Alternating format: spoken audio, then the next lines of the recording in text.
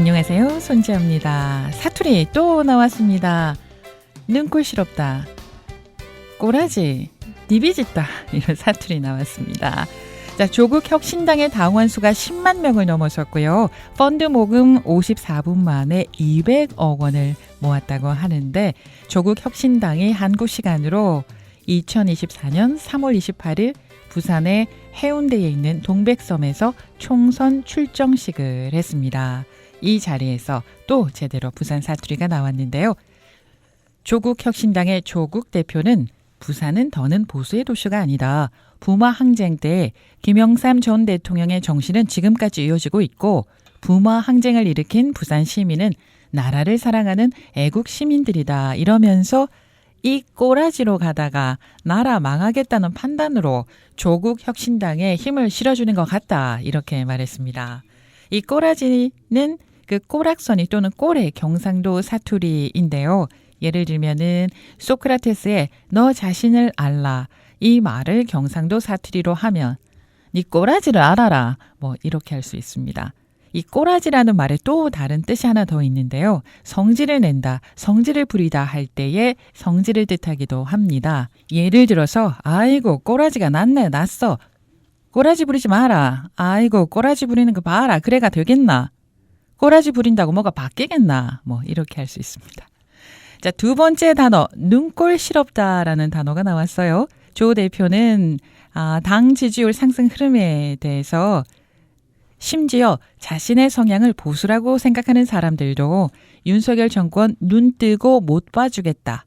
부산말로 눈꼴시럽다 정도의 마음을 갖고 있다. 이렇게 말했습니다. 눈꼴시럽다의 표준어는 눈꼴 사납다라는 뜻인데요. 아이고 눈꼴 시럽어라. 눈꼴 시럽대. 뭐 이렇게 말합니다. 한 가지 또 흥미로운 거는요. 눈꼴 시럽다라는 말에는 눈꼴 사납다라는 뜻에다가 꼴 보기 싫다라는 의미도 어느 정도 들어있고요. 또 아주 조금은 안이 꼽다라는 느낌도 들어가 있어요. 그러니까 눈꼴 시러버라 라는 이 말은 눈꼴 사납다, 꼴 보기 싫다. 단지 이렇게만 번역하면 완전한 느낌이 안 납니다. 그래서 약간의 안이 꼽다라는 말이 양념으로 들어가야 제대로의 느낌인데요. 그게 경상도 말로 아이고 눈꼴 시러버라, 눈꼴 시럽대 이렇게 표현할 수 있습니다. 자, 세 번째 사투리는 디비짓다입니다. 출정식의 진행자가 부산도 9번이다 이 말을 부산 사투리로 어떻게 하느냐라고 물었는데 조국 대표가 부산도 디비짓다 이렇게 정리했습니다. 왜냐하면 부산도 9번이다에 해당하는 사투리는 따로 없어요. 억양만 조금 변화가 있을 수가 있는데 부산도 9번입니다 또는 부산도 9번이다 뭐 이 정도죠. 그래서 극적인 변화가 없어요. 그러다 보니까 이제 조국 대표가 아예 부산도 디비짓다 이렇게 정리를 했네요. 디비짓다 이 말의 표준어는 뒤집어졌다입니다. 뒤집어라 이 말은 사투리로 디비라 뭐 이렇게 말을 할 수가 있습니다. 다 디비가 부산도 디비지고 대구도 디비지고 울산도 디비지고 그러면은 전체적으로 제대로 다 디비지는 거 아닙니까? 그지? 사실 부산이 보수 텃밭이라고 하잖아요. 하지만 김영삼 전 대통령 때까지만 해도 엄청 야당이었어요. 조국 대표가 말한 1979년에 부마 항쟁이 일어났던 곳이 바로 부산 마산 아닙니까? 부마 항쟁은 1979년 10월 16일부터 20일까지 일어났던 민주화 운동입니다. 박정희의 유신체제에 항거했던 정치인들이 잡혀가고 고문당하고 뭐 그때 그랬대요. 그때 당시에 부산에서 신민당 총재였던 김영삼 의원이 제명을 당하거든요. 그게 부마 항쟁을 촉발시켰고 공수부대가 와서 진압을 하고요. 10월 26일 11.6 사태가 발생하고요. 1980년 광주 항쟁으로 이어집니다.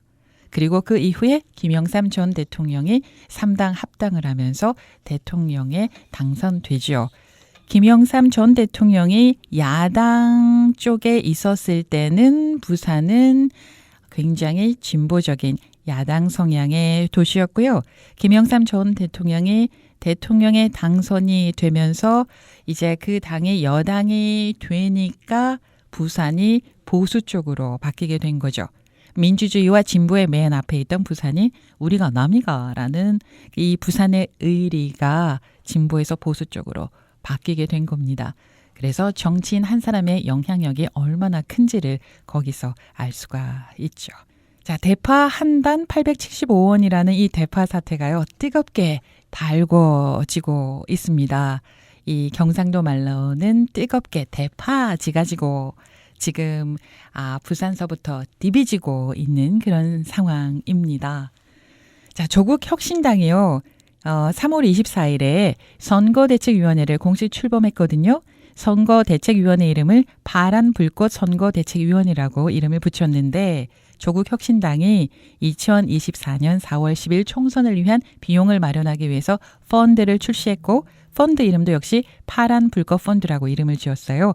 펀드 목표 금액이 50억 원이었거든요. 그래서 홈페이지에서 모금을 시작했는데 와우, 54분 만에 1시간도 채 되지 않은 54분 만에 무려 200억 원이 모아졌습니다. 조국 혁신당은요, 당초 계획은 50억 원을 모금하는 거였는데 순식간에 200억 원을 채워서 급히 마감을 했대요. 그래서 가입하지 못한 당원과 지지자들의 문의가 이어지고 있다. 이렇게 알리면서 앞으로 또 추가적으로 펀드 모집을 검토하고 있는데 언제가 될지는 모르겠다. 또 목표액 50억 원의 초과분에 대해서는 약관에 따라서 가입자들에게 반환할 예정이라고 이렇게 설명을 했네요.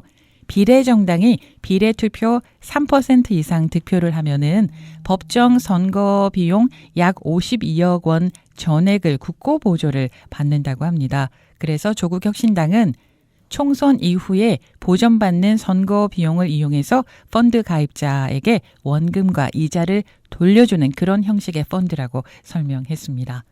54분 만에 200억 원. 와, 그만큼 많은 분들이 지지를 한다라는 뜻일 텐데요. 조국 혁신당의 앞으로의 행보가 크게 기대됩니다. 오늘은 여기까지입니다. 손지아였습니다.